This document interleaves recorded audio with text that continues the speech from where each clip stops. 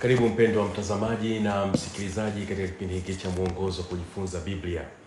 Mimi jina langu ni Fanuel Tanda, lakini katika kipindi cha leo nitakuwa naye mchungaji Robert Tuvako na mchungaji Musa Mika. Wote hawa ni kutoka nyumba ya uchapishaji Ufunuo UPH katika ile idara ya uhariri. Na nikukumbushe mpendwa mtazamaji na msikilizaji kwamba tupo katika robo ya pili ya mwaka 2025. Vidokezo, tamathali za semi, ishara. Na leo ikiwa ni katika somo la 4, mataifa katika sehemu ya kwanza, ndicho kitu ambacho tutaweza kukijadili katika juma hili tena. Na sasa basi moja kwa moja ni kuombe mchungaji Musa Mika uweze kutupatia ombi, alafu kisha tuende moja kwa moja katika mjadala wetu wa juma hili, mataifa katika sehemu ya kwanza. Karibu sana mchungaji Musa Mika. Tuombe. Mungu wetu mtakatifu, tunakuhimidi na kukutukuza kwa ajili ya rehema zako nyingi ambazo umeendelea kutuonesha. Asante Baba kwa fursa ya kujadili neno lako. Tuomba ututakase, tuomba utujaze kwa Roho wako. Tuomba Baba uongoze na kutawala mawazo na uchambuzi wote. Lile ambalo umekusudia kwa ajili ya kipindi hiki ukalitimize kwetu na kwa mpenzi mtazamaji na msikilizaji.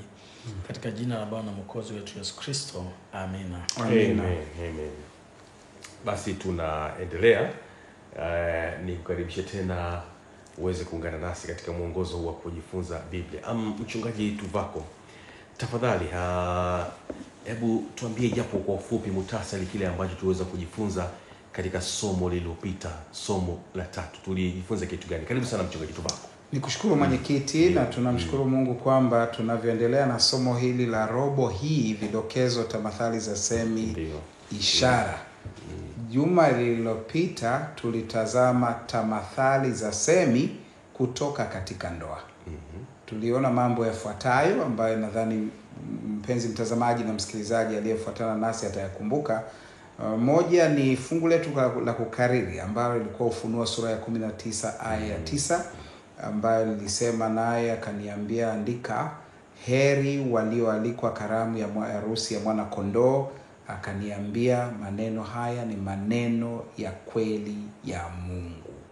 Na tukaona kwamba katika tamathali za semi ambazo maandiko matakatifu yanaziweka kuhusiana na ndoa, tuna mambo kadhaa ya kujifunza. Mojawapo likiwa kwamba ndoa ilikusudiwa kutufundisha kujifunza uhusiano tuwezao kuwa nao sisi kama wanadamu na Mungu. Mungu na kanisa, Mungu na wale wanaomwamini. Lakini pia tukaona jinsi ambavyo kwa kimsingi kabisa jinsi ambavyo ndoa inapaswa iwasilishe hoja nzima ya upendo ni katika kupendana sio tu na Mungu lakini sisi kwa sisi. Tunapata taswira ambayo inadhihirisha kuakisiwa kwa tabia ya Mungu katika familia, katika ndoa. Na hivyo tukajifunza pia ya kwamba wakati mwingine katika mafundisho ya kiroho Mungu alitumia vielelezo kama yule Hosea na kahaba, yule mama ili kufundisha upendo wake kwa watu wake. Na ambayo kwa kweli ilikuwa tamathali nzito sana. Nimalize kwa kusema tu ya kwamba lilikuwa ni somo lenye kugusa nyanja za kimahusiano, lakini zaidi sana uhusiano wa kiroho kati yetu na Mungu. Ndio. Ninashukuru sana mchungaji Tuvako kwa maelezo hayo mazuri ya kutukumbusha kile ambacho tulikiangalia katika somo la juma lililopita, somo la 3. Sasa tuende moja kwa moja katika somo la juma hili, mataifa katika sehemu ya kwanza. Somo la juma hili katika sehemu ya kwanza, mchungaji Mika, linatuambia nini mataifa katika sehemu ya kwanza? Karibu sana mchungaji Mika. Asante mwenyekiti. Tumefurahi kukuona. Ndio. Juma lililopita tulikukosa kidogo. Nashukuru. Lakini basi tunamshukuru Mungu. Kati tunahitimisha somo la juma lililopita, sisi tunahitimisha. Kuna neno alisema pastor likanigusa sana. Alisema lakini tuitumie kielelezo kwa mipaka yake ya fundisho lake. Mtu mwingine anaweza katoka akaenda walipo makahaba akaoa watu. Akasema hata Hosea Kwa hiyo ni vizuri kusoma na kuona Mungu alichokuwa anafanya na kuchukua kanuni ile ambayo havikusudiwi kuwa kichaka cha kujificha au kisingizio cha kushambulia wengine. Lakini ni fursa ya kuona kwamba kumbe kuna kitu ambacho hatujaweza kufanya. Mwenyekiti, leo tunatazama mataifa kama ulivyosema. Nilivutwa zaidi na fungu la kukariri. Nikiri sijalikamata vizuri, lakini nimelipenda. Na naomba nianze kwa kulisoma linavyosema, naye akapewa mamlaka na utukufu na ufalme, ili watu wa kabila zote na taifa zote na lugha zote wamtumikie. Mamlaka yake ni mamlaka ya milele ambayo hayatapita kamwe, na ufalme wake ni ufalme usioweza kuangamizwa. Ni Danieli 7:14. Danieli 7 pale mwanzoni, Danieli ana njozi ambayo anaona wanyama wa ajabu wale ambao bahati nzuri Danieli 7 yenyewe imewafasiri pia, lakini kwa kutumia Danieli 2 na Danieli 7 inakuwa rahisi kuelewa ni falme zile. Kuna mataifa yalikuwa yanakamata dola ya dunia na yanataka yakae hapo. Babeli aliambiwa baada yako atakuja mwingine, akaona hatengeneze sanamu kubwa hii ambayo haina kifua cha nini, yote dhahabu na hakuna jiwe linalokuja kuipiga. Lakini basi muda ulipofika alitoka, tukaona Wamedi na Waajemi walivyoingia. Sasa baada ya kuzieleza zile, ni kama Danieli 7 anaeleza kwamba baada ya zile falme ukaja sasa ufalme. Yaani sasa utaona kwamba ni kama vile hukumu inapita, baada ya hukumu unasimikwa ufalme.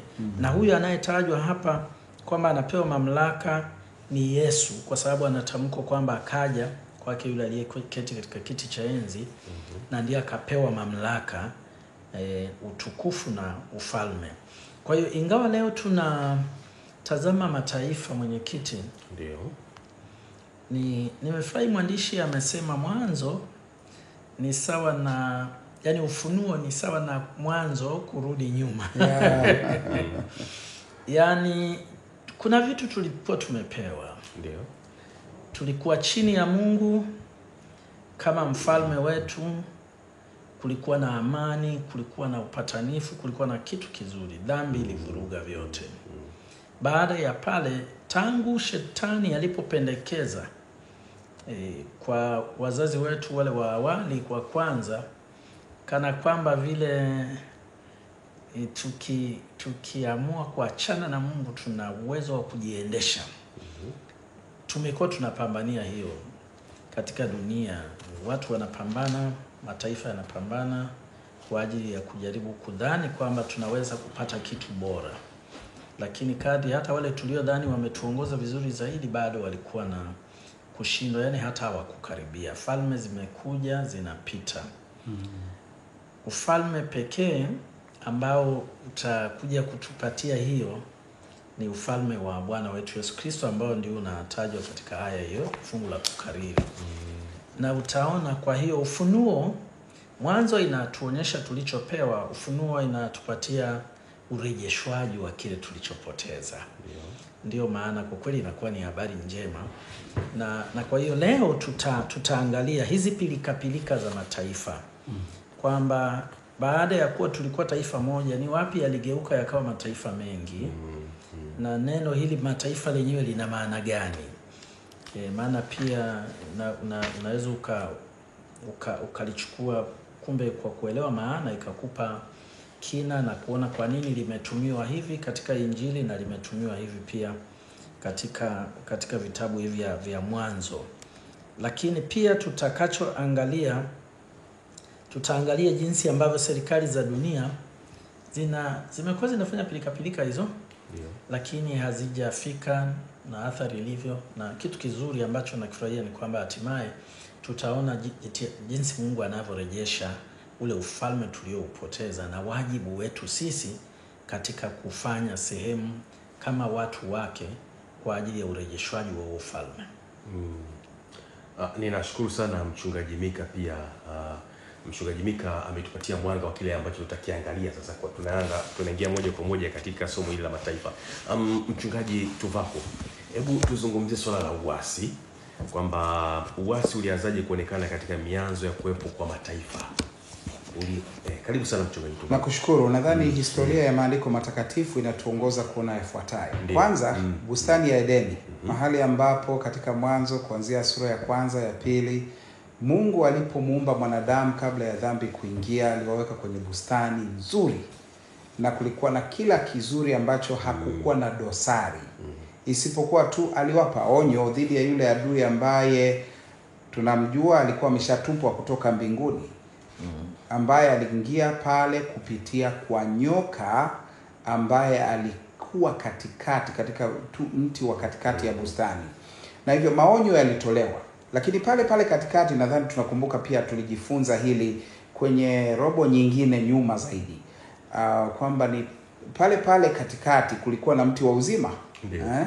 Na hivyo baada ya dhambi kuingia, Adamu na Hawa wakala tunda la mti ambao Bwana alisema wasile. Hivyo wakawa wameasi sheria ya Mungu.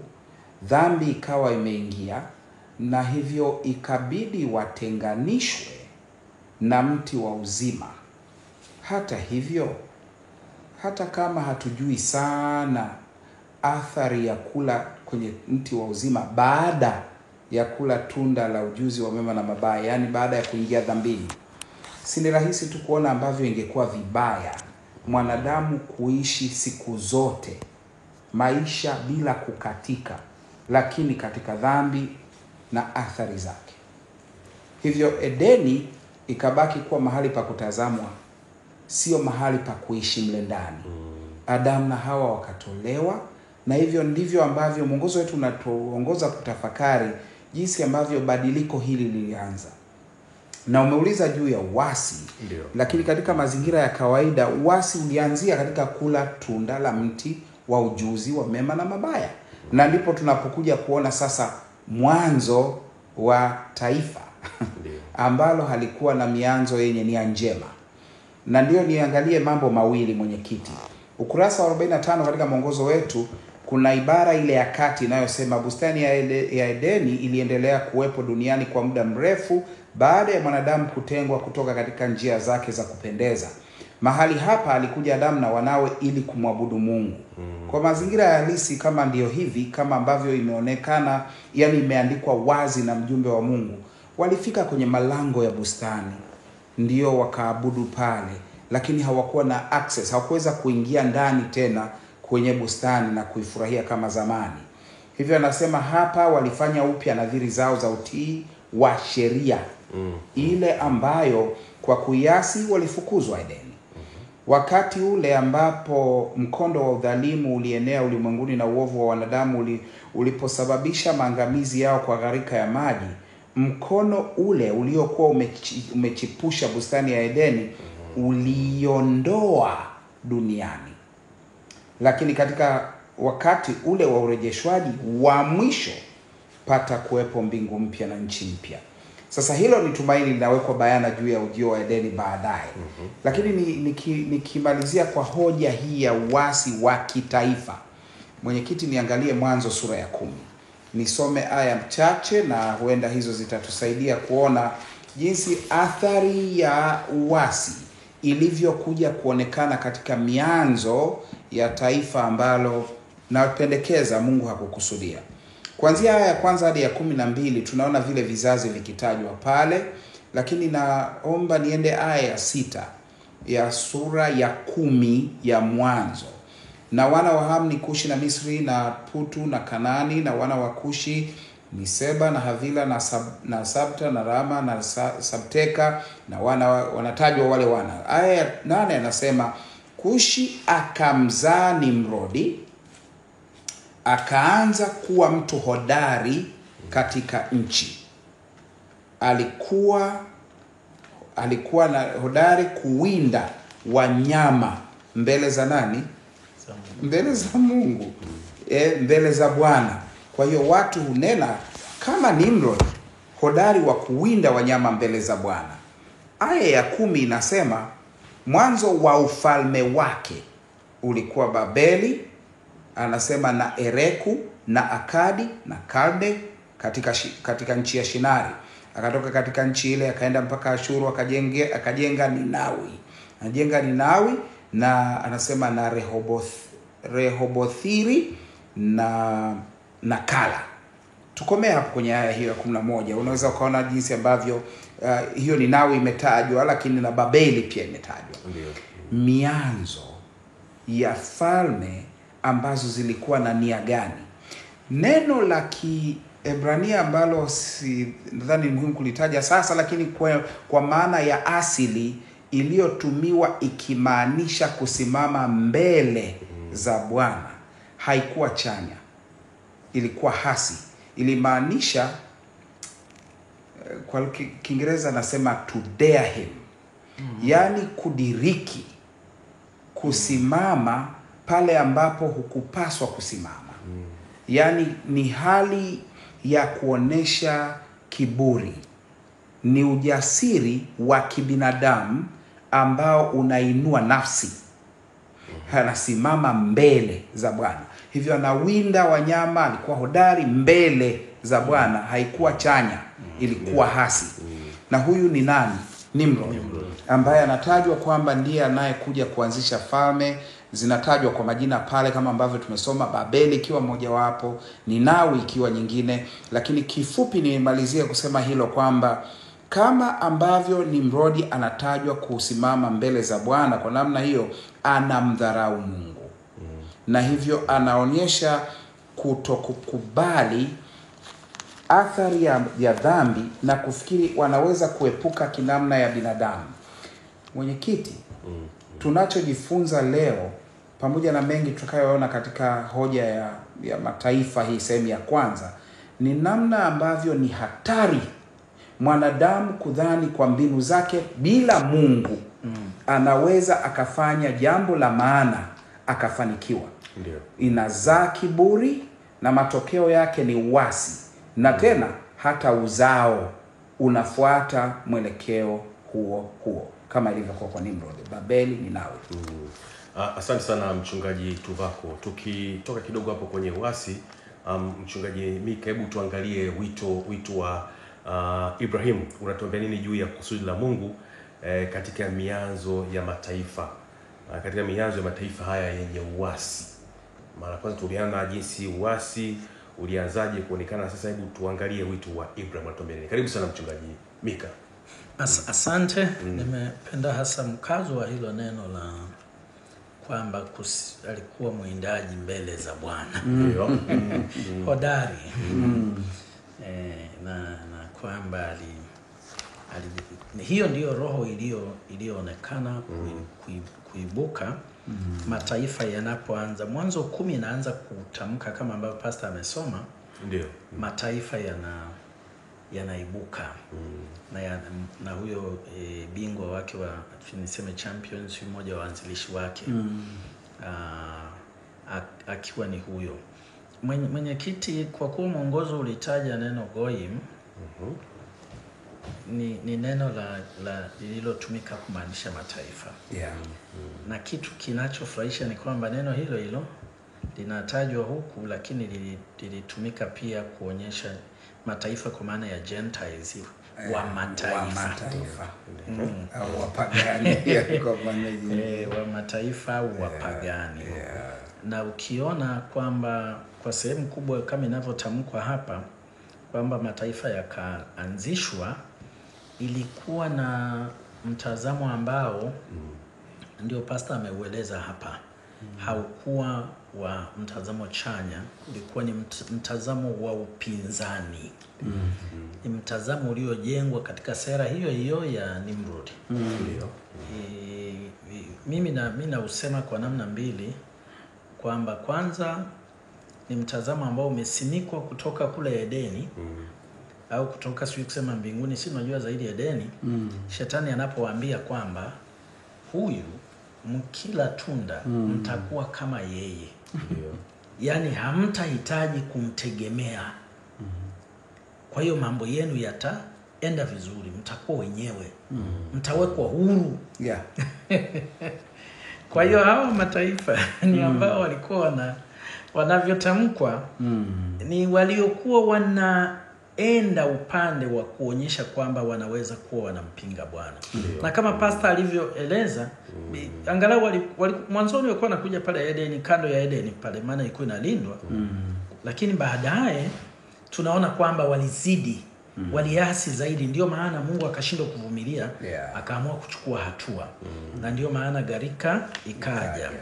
Lakini kinachofurahisha ni kwamba wakati huu na hata Nimrod, unajua, walijenga ule mnara pamoja na mambo mengine, walidhani kwamba ukifika juu mbinguni watajijengea jina. Ndio.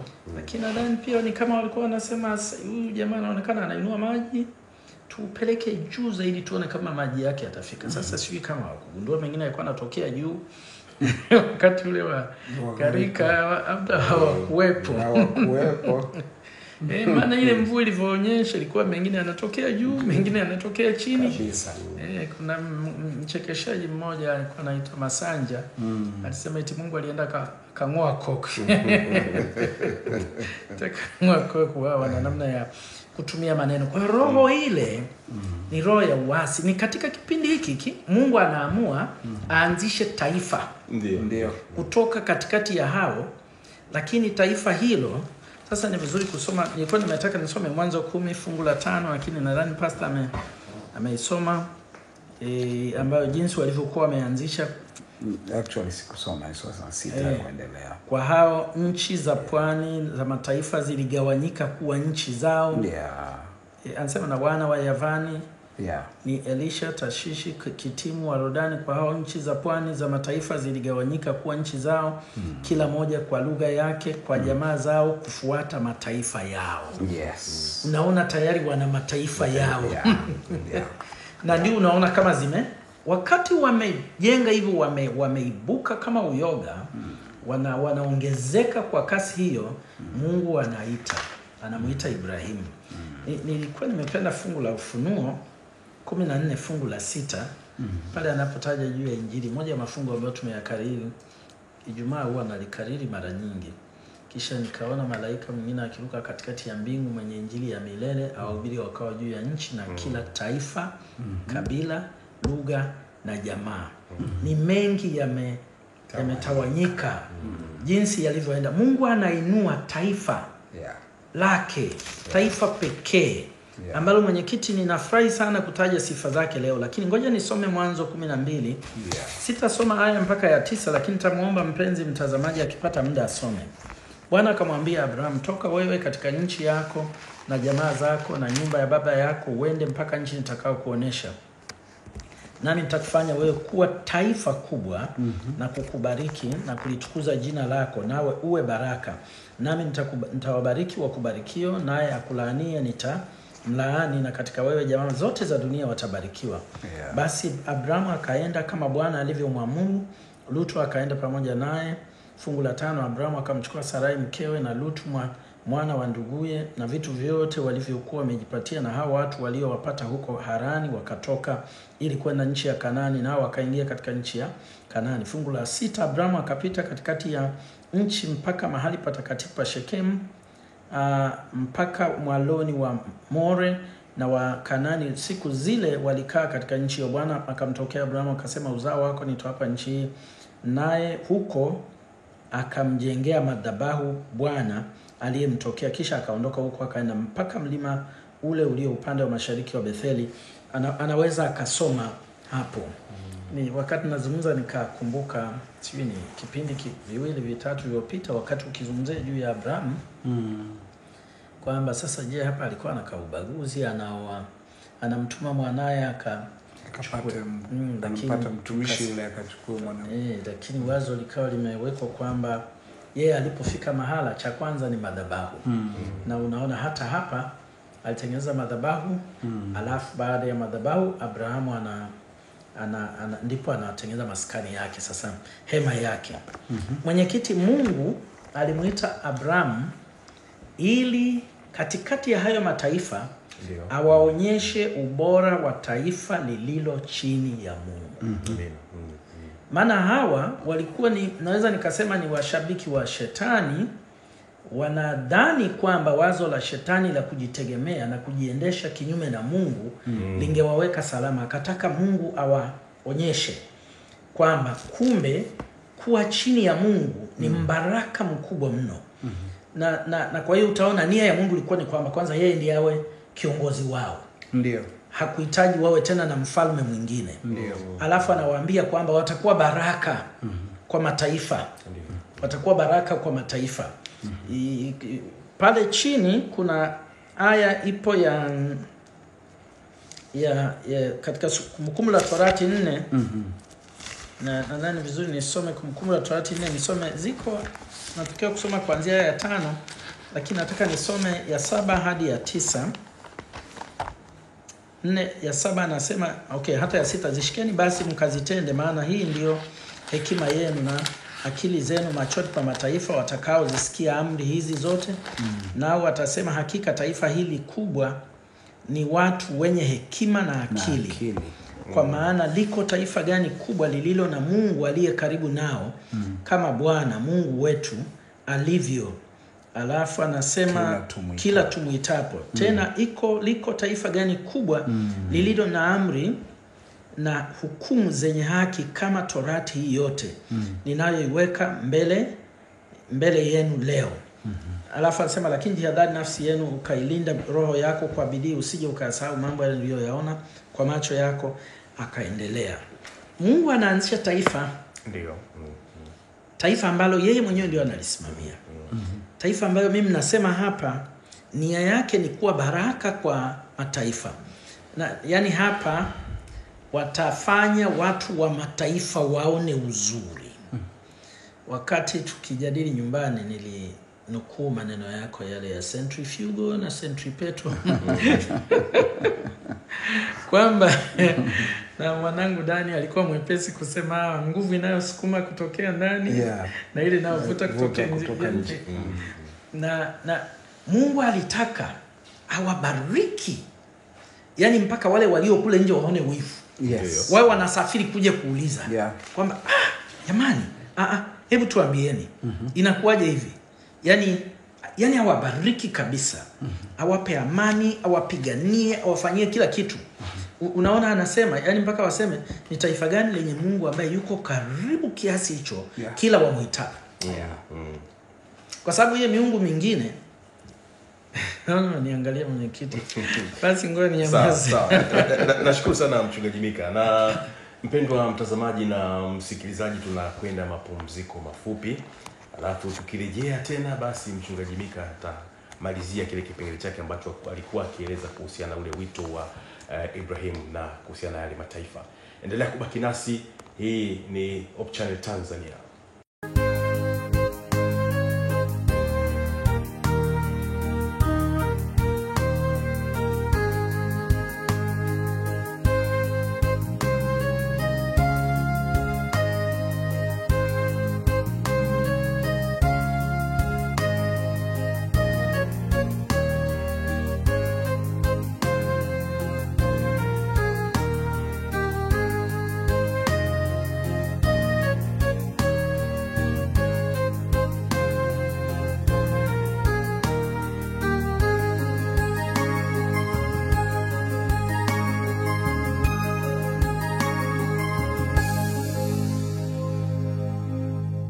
Karibu tena mpendwa mtazamaji na msikilizaji, tumerejea tena. Hiki ni kipindi cha mwongozo wa kujifunza Biblia. Mchungaji Mika, kuna jambo pale ulikuwa unatueleza, karibu sana, kuhusiana na ule wito wa Ibrahim. Unatuambia nini juu ya kusudi la Mungu katika mianzo ya mataifa yenye uasi? Karibu sana mchungaji. Asante.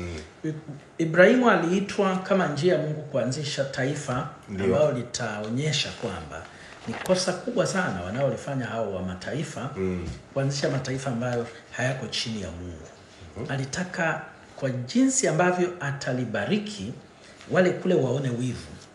Waje. Yani watembee waje kama Malkia wa Sheba yule aliyesafiri kuja kwa Sulemani, akaja akaangalia akasema yote yaliyosema Ni kweli kabisa. Tena inaonekana nusu yalikuwa hata hayajasema. Yaani tena akazimia. Akazimia, unaona sasa. na Mungu alitaka iwe hivyo kabisa, kwa sababu hebu angalia najua nakumbuka wakati tunajadili ni kitabu cha Kutoka Marko au Yohana. Walitaka kumfanya Yesu awe mfalme baada ya kulisha watu. Ni Yohana. Na sasa kwa sababu walikuwa wanasema huyu kama ni vita, yani huyu ana uwezo wa kutupigania. Hatuna wasiwasi kwamba tutashindwa. Chakula hakitaisha, maana anaweza kachukua hata mikate miwili akalisha watu 1000. Yani ni kwamba Mungu anapokuwepo una kila kitu. Na Mungu alitaka hili. Kumbukumbu la Torati imetaja pale mwishoni, Musa anapoaga, anapotaja zile baraka, utabarikiwa ingia hapo, utabarikiwa utoka hapo, utabarikiwa nini, utakuwa vichwa, hamtakuwa nani. Alitaka wawe hivyo, lakini ukweli ni kwamba walipaswa kuwa hivyo kama tu wangekubali kumtii Mungu na kuwa waaminifu. Sio orodha ya kwamba, maana amewaambia vitu viwili. Nilikuwa nimesahau cha pili. Moja ni kwamba Mungu yuko karibu nao. Cha pili ni kwamba sheria zao ni nzuri, zinatenda haki. Mataifa hawatendi haki. Yaani kwa ajili ya ubinafsi, nina wasiwasi kwamba ukionekana unasimama mbele ambapo unaweza kuharibia mtu asipate maslahi yake ya kibinafsi, anaweza akakugonga hata ukaanguka ukakuta umeumia au hata umeenda. Kwa hiyo kwa Mungu hakuna, ni haki. Unajua haki kwa maana yake. Na ndivyo Mungu alivyotaka kwa ajili ya Israeli. Inasikitisha kwamba haikuwa hivyo mwishoni. Narudia tena hoja, haikuwa ubora wa mfumo wa kisheria na ukaribu tu wa Mungu, lakini uhiari wao wa kujisalimisha na kumruhusu Mungu atawale, na wao kudumu waaminifu kwa sheria zake na maelekezo yake. Unajua amri 10 zimetajwa pale kwenye Kutoka, lakini ukitoka pale kwenye Kutoka, ndani ya Kutoka pale Mungu anatoa maagizo mengine kwa Musa yanayofafanua matumizi ya zile. Mwenyekiti, nataka nihitimishe kwa kusema, unajua Mungu hajahamisha huo ubora bado. Amen. Yaani Mungu ndivyo anavyotuambia hata leo. Kama tukikubali na kutii, atafanya hivyo hivyo. Atatufanya baraka, atafanya wanaotuona wasikie wivu, waje kuuliza kwamba huyu Mungu wako ni yupi. Watadhani ni hirizi, lakini tutawaeleza kwa Mungu yule. Nashukuru sana Mchungaji Mika kwa maelezo mazuri kabisa kuhusiana na wito wa Ibrahim. Mchungaji Tuvako, kuna jambo moja ningetamani ulieleze kwa muktadha wa somo la juma hili. Inaonekana kuna wakati Mungu anatupatia tunachokiomba hata kama yeye anajua sio kizuri kwetu. Na hiyo inakuwaje kulingana na somo la juma hili? Ndio maana pale mwanzo nikasema ulieleze kwa muktadha wa somo la juma hili. Karibu sana Mchungaji Tuvako. Asante mwenyekiti. Nidhani niingie pale ambapo Mchungaji Mika amemaliza kuzungumzia juu ya namna ambavyo wana wa Israeli waliombwa, walitiwa moyo, maana Mungu hachagulii mtu kwamba wachague kujisalimisha kwa mapenzi ya Mungu na kuishi hivyo. Na kitu ambacho kilikuwa kimeanza licha ya kwamba sasa tayari ona tumefika mahali ambapo mataifa yameanza. Mataifa katika mkao ambao hata ingawa haya mengi ambayo yameanzishwa yalikuwa hayakuanza kwa mapenzi ya Mungu, lakini yapo. Sasa Mungu ameita Ibrahimu ambaye amemwambia utakuwa taifa. Na kusudio la Mungu ni kwamba taifa hilo kichwa au mfalme awe ni yeye mwenyewe Mungu. Sio Ibrahimu wala mtu mwingine, yeye Mungu awe mfalme. Sasa katika kuzingatia hilo, unaona sasa jinsi ambavyo wanafikia hatua ambapo nitasoma nadhani hasa kwenye sehemu kubwa 2. Moja ni kauli ya kinabii. Ipo kwenye Kumbukumbu la Torati sura ya 17. Ni aya ya 14 hadi 20. Kumbukumbu la Torati sura ya 17, nikisoma kuanzia 14, anasema yafuatayo. Unaona jinsi ilivyokaa kiunabii, kwa sababu inaelekeza wakati ambapo wana wa Israeli watakuwa wamefikia kwenye nchi ya ahadi. Hapa walikuwa hawajafika.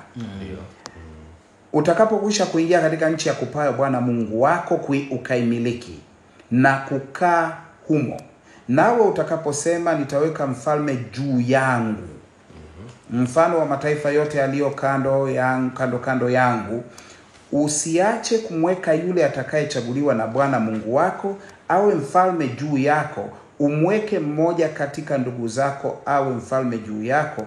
Usimtawaze mgeni juu yako ambaye si ndugu yako. Ila asifanye farasi wake kuwa wengi, wala asiwarudishe watu Misri, ili apate kufanya farasi kuwa wengi, kwa kuwa Bwana amewaambia tangu sasa msirudie tena njia ile. 17 anasema wala asijizidishie wake, ili moyo wake usikengeuke, wala asifanye fedha zake na dhahabu kuwa nyingi mno, tena na iwe zamani ya ketipo juu ya kiti cha enzi cha ufalme wake. Ajiandikie nakala ya torati hii katika chuo, kufuata hicho kilicho mbele ya makuhani Walawi, na awe nayo asome humo siku zote atakazoishi, ili apate kujifunza kumcha Bwana Mungu wake, ayashike maneno yote ya torati hii na amri hizi kwa kuyafanya. Moyo wake usije ukainuliwa juu ya ndugu zake, wala asikengeuke katika maagizo kwa mkono wa kuume wala kushoto, ili apate kuzifanya siku zake kuwa nyingi katika ufalme wake, yeye na wanawe katikati ya Israeli. Huu nabii, ikiwa Israeli wangekuwa na macho ya kuelewa, yani macho ya kuona na kutambua na kuelewa, masikio ya kushika na kujihadhari, kwa kauli hii ndivyo ilivyokuwa inakwenda kutokea kabisa. Yani Mungu ameshawaambia kabisa ya kwamba itakuwa hivi, kwani mnapokwenda kuchagua wanadamu, kuna wanadamu watakao kuwa na upungufu wa kusoma torati. Kuna wanadamu watakao kuwa na tamaa, watajitwalia wake. Kuna wanadamu watakuwa na tamaa ya mali, watajitwalia farasi na wanyama, na mahali pengine anasema hata ardhi, watawafanya ninyi watumwa. Na hiyo ndio inasomeka pia katika Samueli wa kwanza sura ya 8. Unapoangalia haya mtiriko wote Bwana aliotamka kupitia kwa Musa, unaona Bwana alikwisha waonya muda mrefu kabla hawajafika hata kwenye nchi ya ahadi. Sasa kuomba kile ambacho Bwana hakupenda wakiombe ni matokeo ya tamaa ya kibinadamu. Nadhani ingawa napomalizia katika mifano hii, katika mfano huu hasa, inatupeleka kuona namna gani tujihadhari kuendesha matashi yetu dhidi ya mapenzi ya Mungu hata leo. Angalia Samueli wa kwanza 8 inavyoonesha kile ambacho kilikuja kujiri baadaye. Wapo sasa kwenye ile nchi ya ahadi, na mambo yale ambayo walionywa kwamba yatakuja kutokea yanatokea. Labda kabla sijasoma hii ya Samueli wa kwanza 8, ni mkumbushe mpenzi mtazamaji na msikilizaji, ile Kumbukumbu la Torati 17 inasema mutasema nitaweka mfalme. Kwa lugha rahisi, Bwana hakukusudia awekwe mfalme mwanadamu, hivyo ni wao watasema hivyo. Bwana anajua kitakachotokea hata ingawa hakipangi kitokee. Ndio. Hili ni jambo muhimu sana kukumbuka hapa, ya kwamba unajua watu wengine wanauliza, sasa Yuda Iskariote asingekuwepo akamsulubisha akamsaliti Bwana Yesu, angekuwaje kafara? Bwana Yesu angekuwaje kafara? Ni kweli ilitabiriwa itakuwa, kwa sababu Mungu anajua itakuwa, lakini hakumwamlia, hakumpangia. Ndiyo. Na vivyo hivyo hakuwapangia Israeli kwamba wawe na mfalme mwanadamu, lakini aliwaambia mtakapofika huko mtafanya hivi, na akawapa ile oni. Alisema unajua, mtakapofanya hapo, angalieni mpate mtu ambaye ananicha. Mwisho kwenye hii Samueli wa kwanza 8 fungu la 4, ninasoma aya chache mwenyekiti. Ndipo wazee wote wa Israeli wakakutana pamoja, wakamwendea Samueli huko Rama. Wakamwambia, angalia, wewe umekuwa mzee na wanao hawaendi katika njia zako. Hiyo sio nzuri sana. Mzee ametumika, nabii wa pekee katika Israeli, lakini wanaye hawapo katika njia za baba yao. Anasema sasa tupe mfalme. Aya ya 6. Nianzia aya ya 5 ile. Angalia, wewe umekuwa mzee na wanao hawaendi katika njia zako, basi tufanyie mfalme atuamue mfano wa mataifa yote. Hawachukui mfano kwa Mungu, wanachukua mfano kwa wale mataifa mengine, yale ambayo tumeyasoma kwenye Mwanzo 10, yale yaliyoibuka kutokana na kina sera za kina Nimrodi. Sasa aya ya 6 inasema, lakini neno hili likawa baya machoni pa Samueli waliposema tupe mfalme atuamue. Naye Samueli akamwomba Bwana. Bwana akamwambia Samueli, sikilize sauti ya watu hawa katika kila neno watakalokuambia, kwa maana hawakukataa wewe, bali wamenikataa mimi, ili nisiwe mfalme juu yao. Sipendi kuchukua muda mrefu sana katika hili mwenyekiti, lakini nidokeze. Nakumbuka Ibrahim, wakati aliposikiliza ushauri wa Sara, mambo yakaenda visivyo. Mungu akaruhusu kwa uchaguzi wao. Baadaye Ibrahim anapolia mambo yameharibika nyumbani, Sara anasema fukuza huyu Ishmaeli. Bwana anamwambia Ibrahimu, msikilize. Sasa Samueli pia katika hali hii, ingawa ni muktadha tofauti, Samueli anaposikiliza anaona hii anasema kitu kigeni kabisa. Bwana anasema wasikilize. Inaniambia hivi, kile tunachojifunza juma hili, moja ya mambo muhimu sana ni kwamba Mungu hatuamulii. Ndio.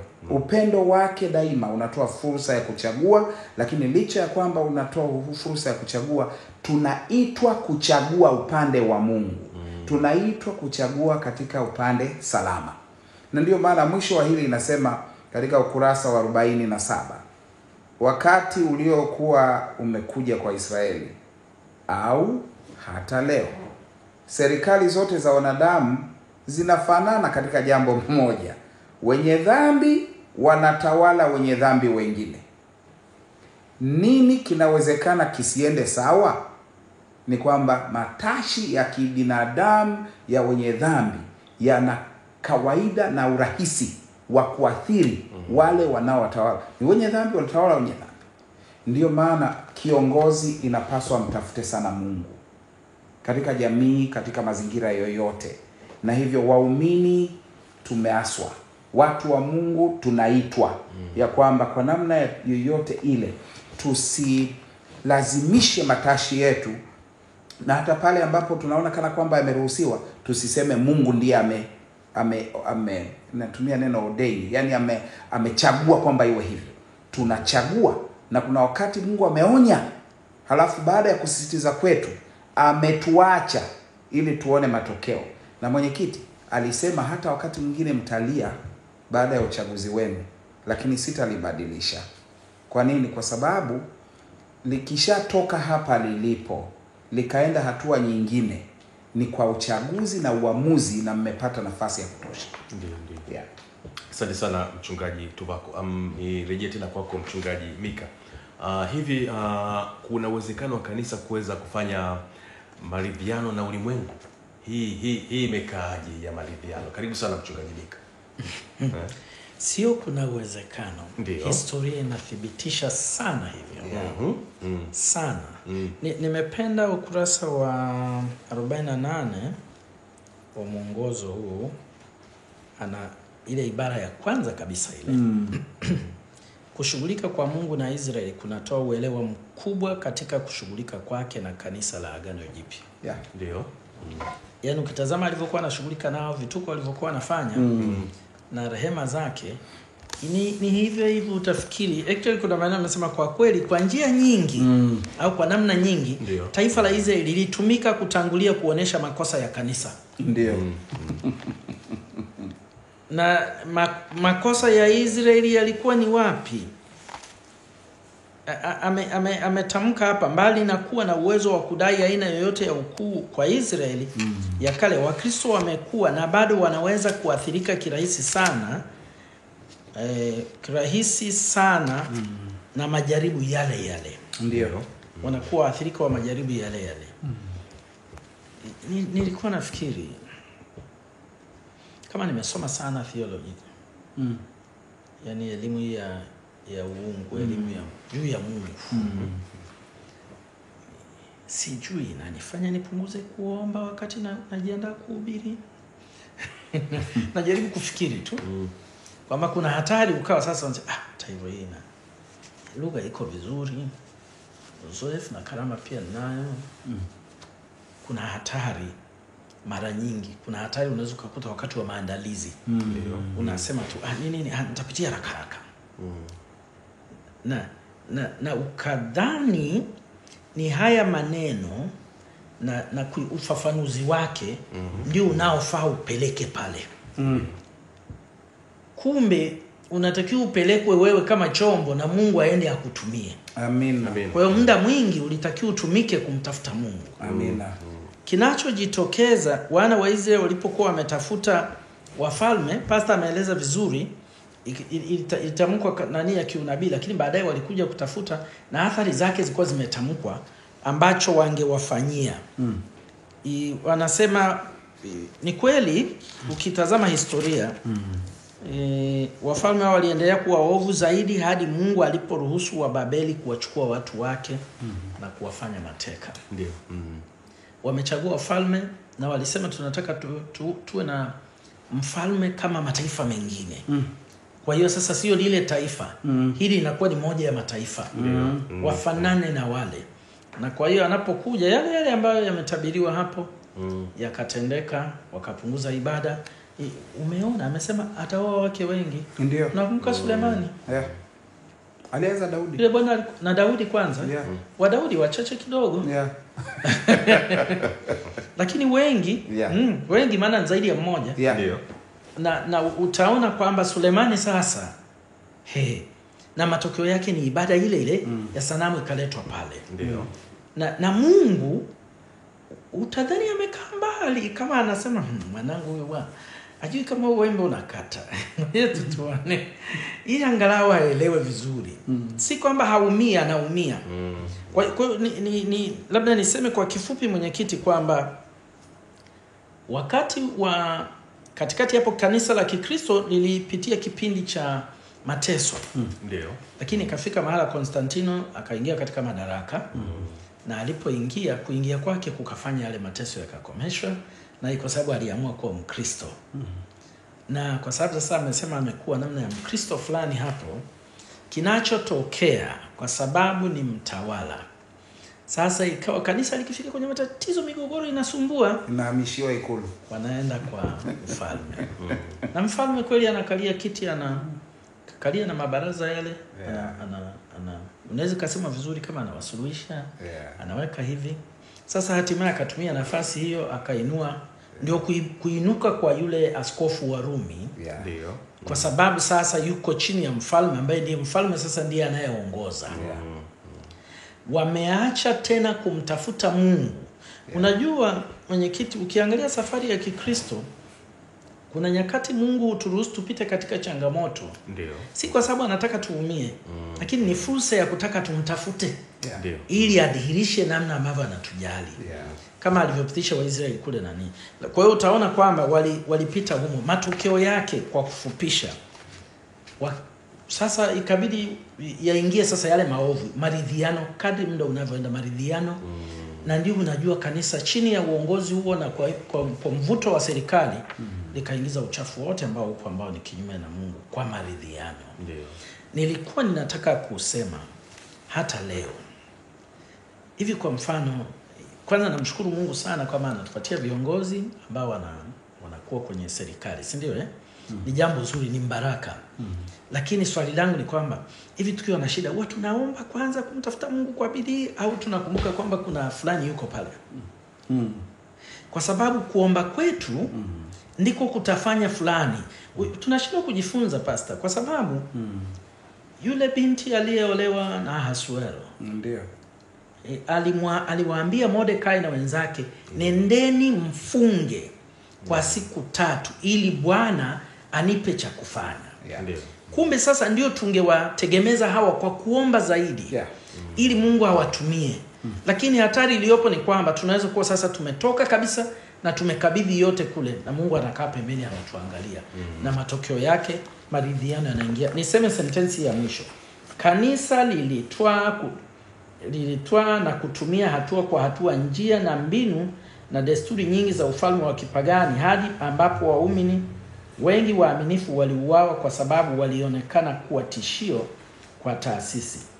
Lakini hapa sura nyingi zenye giza katika historia ya Kikristo ni matokeo moja kwa moja ya kanisa kufanya maridhiano na ulimwengu. Tumwache Mungu atuongoze. Aliongoze kanisa, ni lake na ana uwezo huo. Asante sana mchungaji Mika. Mchungaji Tuvako, hebu sasa tuzungumzie lengo la Mungu katika kutengeneza mataifa. Naam. Na je, linaonekanaje hadi mwisho wakati? Na kushukuru mwenyekiti, mambo mawili. La kwanza, ukiwa na mtu mwenye haki ambaye anaishi kwenye jamii ya wenye dhambi, lazima asipendwe. Lakini kusudio la ile hali ya kuishi kwa uadilifu linaweza kuwa lake binafsi, lakini kwa namna anavyoishi likapeleka ujumbe kwa vitendo. Mungu alipoweka Israeli kama taifa teule, sio kwa kupendelea. Ndio. Ni ili afikishe ujumbe kwa mataifa wengine kwamba tabia ya Mungu ikoje. Na ndio maana ilitosha kumuudhi Mungu sana Israeli kama taifa walipoasi. Maana kusudi la uwepo wao lilikuwa kama vile linaondoka. Na hivyo hilo ni jambo la kwanza. Lakini la pili, mwenyekiti, ni bayana hivi ya kwamba ni kweli kabisa ya kwamba udhihirisho wa tabia ya Mungu katika taifa la Israeli ulikuwa udhihirisho wa kwamba amekusudia kuokoa wanadamu kama wale mataifa. Yaani Israeli ni wanadamu kama wale, lakini amekusudia kuokoa. Na hivyo kumbe inawezekana kwa wanadamu kuokolewa licha ya kuwa katika ulimwengu wa dhambi. Na hivyo haya mambo mawili yanakwenda sambamba. Na hivyo ninafikia hatua ya kusema tu kuna aya kadhaa ambazo zinatusaidia kuona muktadha huo. Moja ni Hesabu 14 aya ya 17 hadi 21, nyingine Isaya 42 aya ya 6, lakini Ufunuo 18 aya ya 1 hadi ya 4 ni wito wa Bwana kuita watu wa namna hii. Taifa la Israeli ambalo limeingia kwenye ulimwengu uliotopea katika uovu. Tokeni kwake, enyi watu wangu. Kwamba hata katikati ya mataifa yaliyochanganyika na vurugu za uovu na dhambi, Bwana ana watu wake.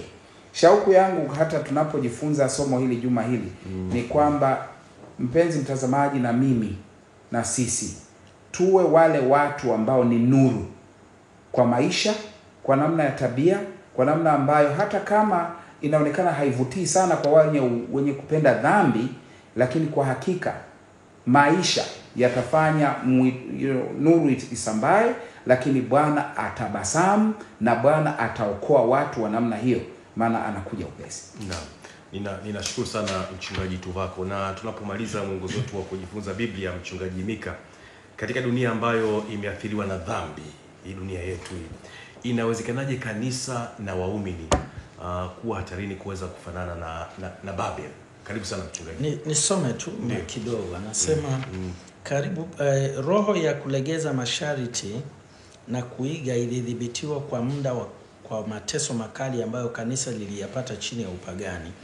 Lakini mara tu mateso yalipokoma na Ukristo ukaingia katika mabaraza na nyumba za kifalme, kanisa liweka pembeni usahili na unyenyekevu wa Kristo na wa mitume, na badala yake lilivaa kujionesha, kiburi cha makuhani wa kipagani na watawala, na badala ya matakwa ya Mungu kanisa liliweka nadharia na desturi za wanadamu.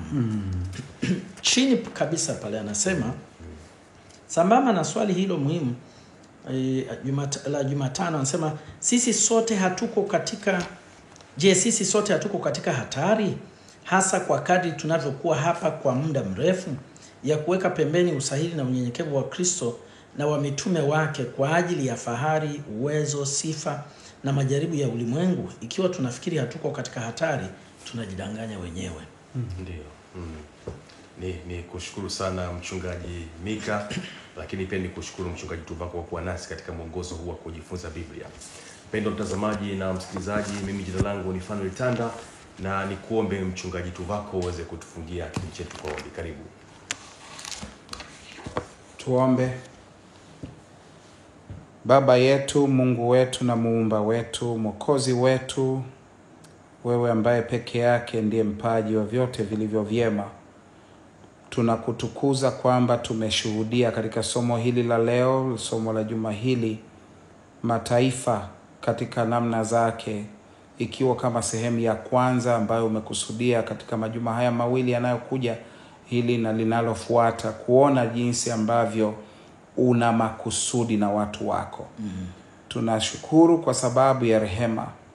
Tunatambua makosa yaliyotendwa zamani, na tunakuomba sisi katika mazingira yetu, tunapotambua upungufu wetu, athari za dhambi katika mazingira tulionayo, mataifa yanavyotuzinga na uovu na kutupotosha katika mstari ulionyooka, Bwana tafadhali tusamehe, ukatuokoe kwa damu yako, na utusaidie kuwa nuru katika ulimwengu. Msaidie mpenzi mtazamaji na msikilizaji, tusaidie kila mmoja wetu tukakuakisi kitabia, na tuwe tayari kwa uwezo wako kukupokea unapokuja mara ya pili. Asante kwa kutusikia, katika jina la Bwana wetu Yesu. Amina. Amen.